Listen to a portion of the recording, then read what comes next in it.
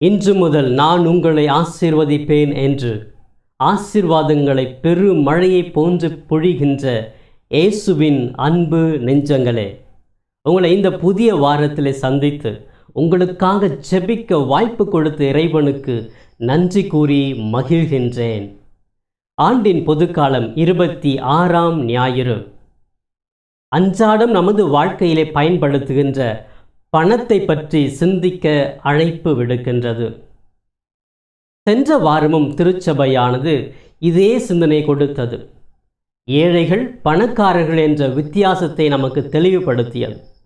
இந்த வாரமும் திருச்சபையானது மீண்டும் இந்த பணத்தை பற்றிய சிந்திக்க அழைப்பு விடுக்கின்றது. என்ன காரணம்? ஏன் திருச்சபையானது இந்த பணத்திற்கு இவ்வளவு முக்கியத்துவம் கொடுத்து சிந்திக்க அழைக்கின்றது? வாருங்கள் இன்னும் சற்று ஆழமாக சிந்தித்து பார்ப்போம். லூகாஸ் எழுதிய நற்செய்தி 16ஆம் அதிகாரம் 20வது வசனத்தில், ஏழைகளே நீங்கள் பேறு பெற்றவர்கள் என்று இயேசு கிறிஸ்து அவர்களை வாழ்த்துகின்றார். அதே நற்செய்தியிலே 24ஆம் அதிகாரத்திலே செல்வந்தர்களை பார்த்து ஐயோ உங்களுக்கு கேடு என்று இயேசு கிறிஸ்து கூறுகிறார். இந்தியாவிற்கு விடுதலை வாங்கி கொடுக்க உதாரணமாக இருந்த மகாத்மா காந்தி கூறுவார்கள், தனி ஒரு மனிதன் தனது தகுதிக்கு அப்பாற்பட்டு சொத்துக்களை குவித்தால் அது பிறருடையது, அவன் திருடன் என்று கூறுகிறார். இதையே பாரதியார் கூறுவார், தனி ஒரு மனிதனுக்கு உணவு இல்லையே, தன்னுடைய ஜெகத்தினை அழித்து விடு என்று கூறுவார்.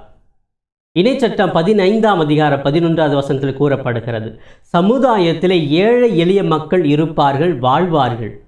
எனவே உன்னுடைய சகோதரனுக்கு, ஏழை மக்களுக்கு, தேவையில் உள்ளவர்களுக்கு உனது உதவி கரத்தை விரித்து காண்பி என்று இந்த பகுதியிலே கூறப்படுகிறது. இதையெல்லாம் நாம் சிந்திக்கின்ற பொழுது நமக்குள் வருகிற ஒரு சிந்தனை இதுதான்.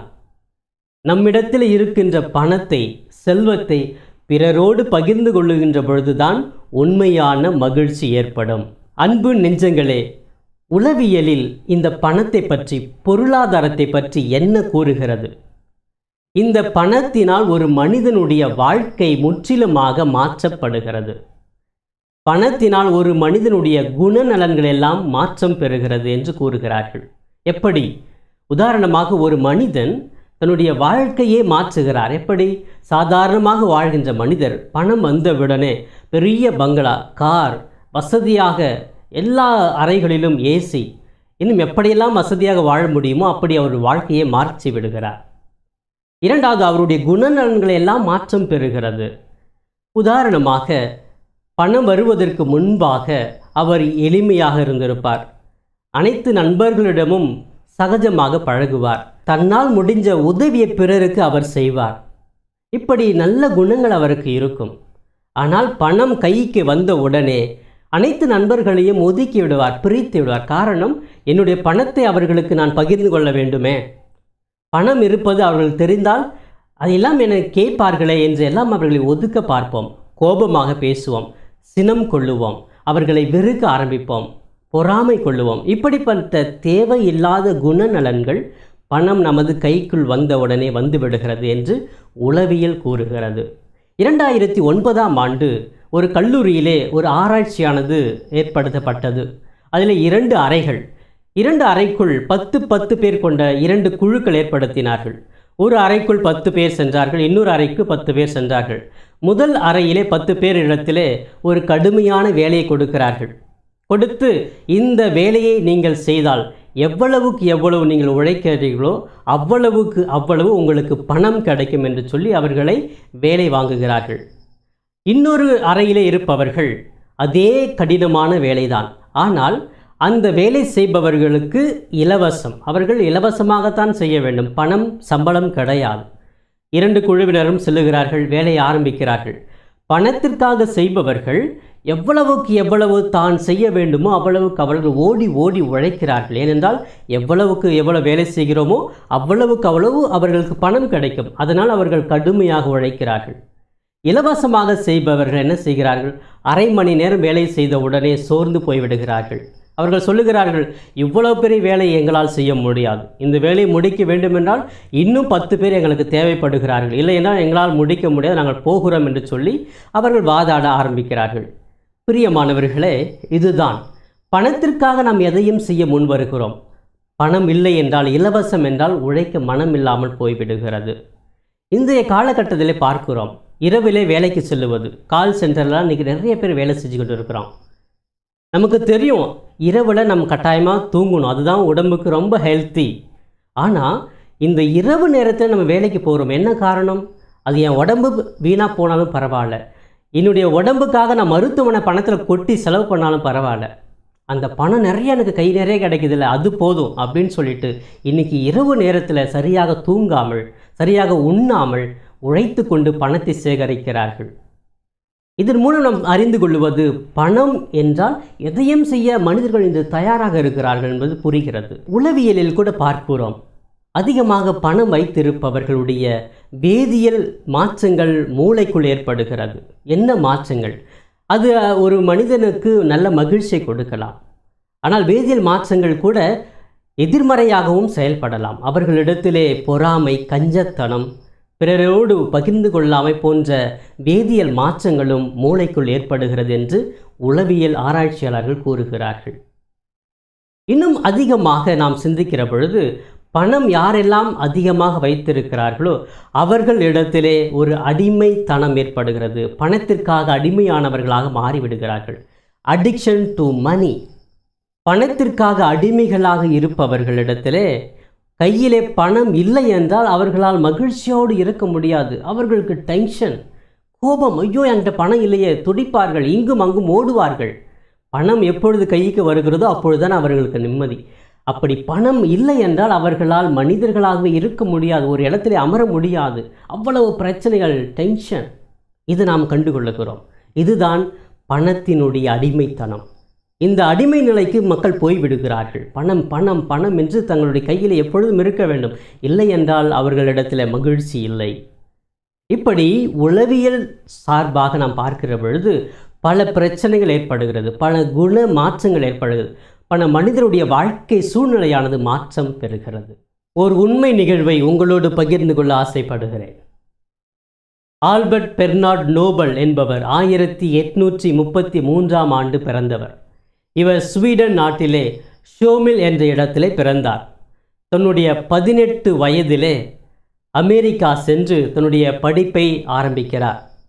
இவர் வாழ்நாள் முழுவதுமாக ஆராய்ச்சி செய்வதையே தன்னுடைய வாழ்வாக கொண்டிருந்தார். கண்டுபிடிப்பு கண்டுபிடிப்பு கண்டுபிடிப்பு, இதுதான் அவருடைய வேலை. ஏதாவது ஒன்றை கண்டுபிடித்து கொண்டே இருப்பார். எனவே இவர் ஒரு ஞானி, சிறந்த விஞ்ஞானி. 1867ஆம் ஆண்டு இவர் வெடி மருந்தை கண்டுபிடித்தார். அன்றிலிருந்து இவருடைய வாழ்க்கையே மாறுகிறது. ஒரு மகிழ்ச்சியான ஒரு வாழ்க்கை. ஏனென்றால் இந்த வெடி மருந்தை எல்லாரும் வாங்கி மற்ற மனிதர்களை சாகடிக்கிறார்கள். எனவே வருமானம் அதிகமானது. மிகப்பெரிய பணக்காரர் அந்த நாட்டிலே உருவானார். இந்த பணம் வைத்துக்கொண்டு என்ன செய்வதென்றே அவருக்கு தெரியவில்லை. அவ்வளவு பணம், எல்லா மூலைகளிலிருந்தும் இந்த பொருட்கள் விற்கப்படுகிறது. ஆனால் ஒரு பக்கம் மனிதர்கள் அழிக்கப்படுகிறார்கள், இறந்து போகிறார்கள். அந்த வெடிமருந்தின் காரணமாக அவருக்கு கிடைத்தது இதுதான். ஒரு பக்கம் பணம் கிடைத்தது, மறுபக்கம் உயிர்கள் எல்லாம் சேதாரமானது. ஒரு நாள் அவருடைய வாழ்க்கையில் நடந்த நிகழ்வு இதுதான். திடீரென்று எதிர்பாராத விதமாக அவருடைய கடைகள் எல்லாம் தீப்பற்றி எரிய ஆரம்பித்தது. கடைகளிலே இருந்த அனைத்து வெடிமருந்துகளும் கருகி போய்விட்டது. அதோடு அங்கு வேலை செய்த சிலரும் மாண்டு போனார்கள். இதனால் நொந்து போன, வெந்து போன அந்த நோபல் வீட்டிலே அமர்ந்து அதிகாலை 8 மணி இருக்கும், செய்தித்தாளை திறக்கிறார். இப்படி தன்னுடைய பொருட்கள், சொத்துக்கள் எல்லாம் அழிந்ததை ஒரு பக்கம் அவருக்கு துயரத்தை கொடுத்தாலும், மறுபக்கம் மிகப்பெரிய ஒரு துயரம் அந்த செய்தித்தாளை பார்த்தவுடன் அவருக்குள் ஏற்பட்டது. என்ன அந்த செய்தித்தாளில் எழுதியிருந்தது என்று பார்க்கிற பொழுது, அது செய்தித்தாளை அவர் திறந்த உடனே அதில் பார்க்கிறார், கொட்ட எழுத்திலே மர்ச்சன்ட் ஆஃப் டெத், மரண வியாபாரி இறந்து போனான். அவர் இறக்கவில்லை, அவருடைய தம்பி தான் அந்த விபத்தில் இறந்தார். இது எல்லா பத்திரிகை துறைக்கும் தெரியும். இருந்தாலும் வேண்டுமென்றே அவர்கள் இந்த வார்த்தையை அதிலே பொருத்தியிருந்தார்கள். இந்த வார்த்தை அந்த நோபலை அதிகமாக பாதித்தது.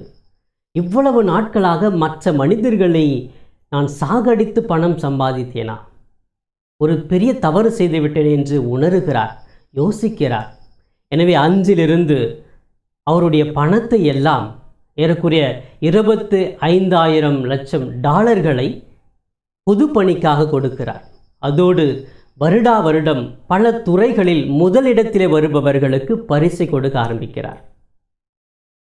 இவ்வளவு நாட்களாக மகிழ்ச்சி கொடுக்காத பணம் மற்றவர்களோடு பகிர்ந்து கொள்ளுகின்ற பொழுது அவருக்கு மகிழ்ச்சியை கொடுத்தது.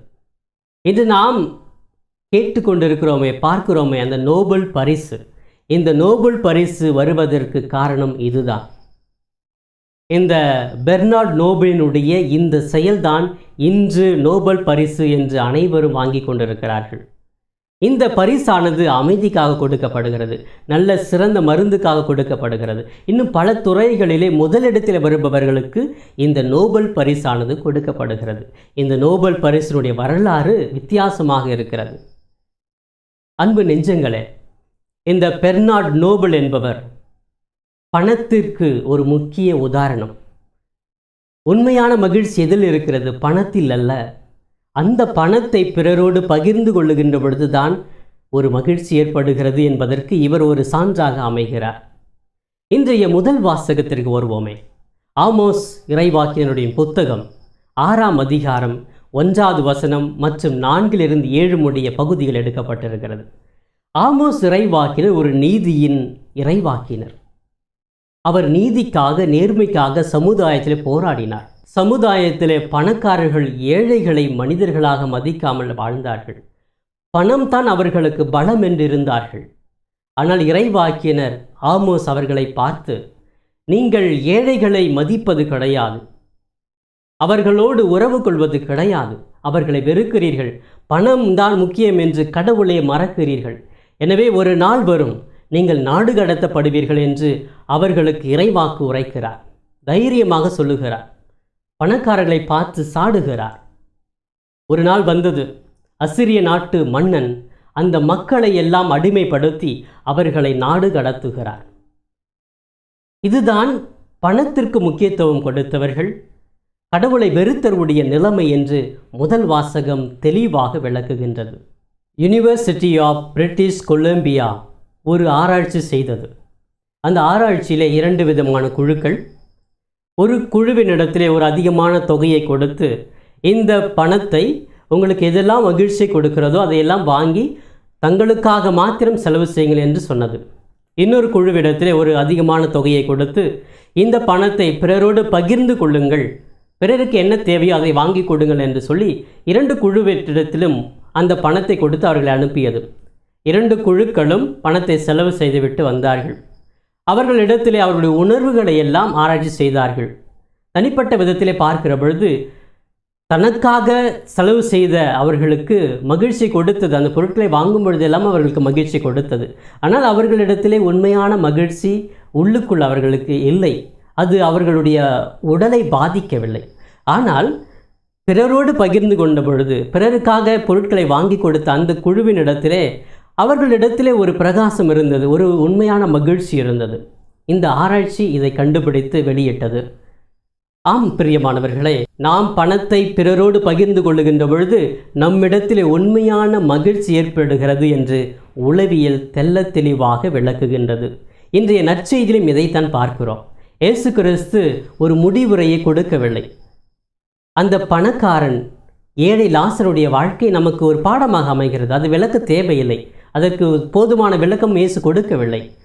எனவே செல்வந்தர்கள் இப்படிப்பட்டவர்களாக இருக்கிறார்கள், ஏழை இப்படிப்பட்டவர்களாக இருக்கிறார்கள், செல்வருக்கு இதெல்லாம் நிகழும், ஏழ்மையுள்ளவருக்கு இதெல்லாம் நிகழும் என்று சொல்லி தெளிவாக இந்த ஓமையின் மூலமாக இயேசு கிறிஸ்து நமக்கு ஒரு பாடம் கொடுக்கிறார். எனவே செல்வங்கள், சொத்துக்கள், சுகங்கள் இருக்கின்ற பொழுது ஏழை மக்களை பார்க்க வேண்டும், அவர்களோடு பகிர்ந்து கொள்ள வேண்டும். அதுதான் அந்த பணம் இறைவன் கொடுத்ததனுடைய நோக்கம். அந்த நோக்கத்தை புரிந்து கொள்ளாமல் தனக்கென்று வாழ்பவர்கள் பிறரை நினைப்பது கிடையாது, பிறருடைய மகிழ்ச்சி நினைப்பது கிடையாது. அதனால் இவர்களுடைய வாழ்க்கையிலே மகிழ்ச்சி ஏற்படுவதே கிடையாது. அன்பு நெஞ்சங்களே, ஆண்டின் பொதுக்காலம் 26ஆம் ஞாயிறு அன்றாடம் நமது வாழ்க்கையிலே பயன்படுத்துகிற பணத்தை பற்றி சிந்திக்க அழைக்கிறது.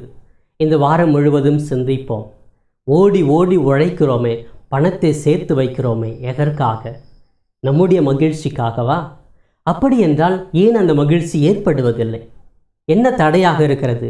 பிறருக்கு உதவி பார்ப்போமே, பிறரோடு பகிர்ந்து பார்ப்போமே, மகிழ்ச்சி கிடைக்காதா? அதைத்தான் இயேசு கூறுகிறார், ஏழைகளுக்கு உதவ உங்களுடைய கரங்கள் விரியட்டும் என்று கூறுகிறார். முயற்சி செய்வோம், செயலாக்குவோம். ஜெபிப்போமே. எங்கள் தாயும் தந்தையுமான இறைவா, இதோ இந்த புதிய வாரத்திற்காக நன்றி கூறுகிறோம். சென்ற வாரம் எங்களை அபரிவிதமாக ஆசீர்வதித்ததற்காக கோடான கோடிகள் உமக்கு சாற்றுகிறோம் தெய்வமே. இயேசுவே, எங்களை உமது பாதம் ஒப்பு கொடுக்கிறோம். இந்த வாரம் முழுவதும் நாங்கள் நல்லதையே சிந்திக்க, நல்லதையே செய்ய, நல்லதே பேச எங்களை தகுதிப்படுத்தும். உமது பரிசுத்த ஆவியானவர் எங்கள் மேல் அசைவாடட்டும். அப்பொழுது நாங்கள் செய்வது எது சரி எது தவறு என்று புரிந்து கொண்டு ஞானமுள்ள மக்களாக வாழ முடியும். இதோ சமுதாயத்தில் ஒரு பக்கம் வசதி படைத்தவர்கள் பணக்காரர்களை பார்க்கிறோம், இன்னொரு பக்கம் வறுமையில் உள்ளவர்களை பார்க்கிறோம். இரண்டும் மனிதர்கள்தான், கடவுளுடைய பிள்ளைகள்தான். ஆனால் ஏன் இந்த வித்தியாசம்? எனவே இருப்பவர்கள் இல்லாதவர்களோடு பகிர்ந்து கொள்ளக்கூடிய நல் மனதை தாரும். இந்த பூமியானது அனைவரும் இறைவனுடைய பிள்ளைகள் என்ற ஒரே உணர்வு ஏற்பட ஜெபிக்கிறேன். எங்களை ஆசீர்வதியும், வழிநடத்தும். ஆமேன்.